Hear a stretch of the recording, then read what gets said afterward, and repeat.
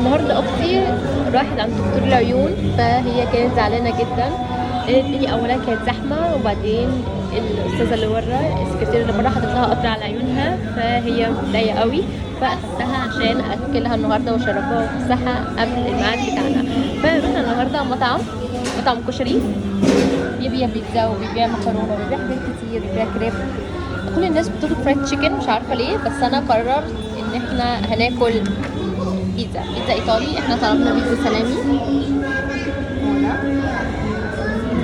بجد انا شايفه ان اسعارهم كويسه، انما الطعم لسه مش هنحكم عليه، لسه شويه.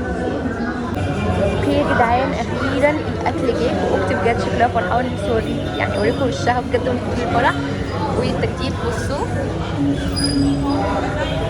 احنا بصراحه طلبنا سلامي صغير، لان بصراحه احنا كنا واكلين، بس احنا برضو كانت نفسنا ناكل بيتزا جدا، هناكل بقى ونقيم، بس انا متاكده ان هو هيعجبنا.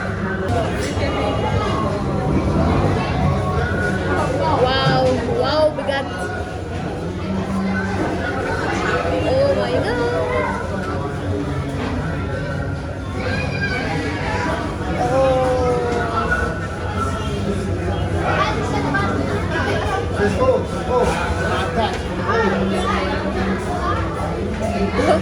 سوري يا جدعان.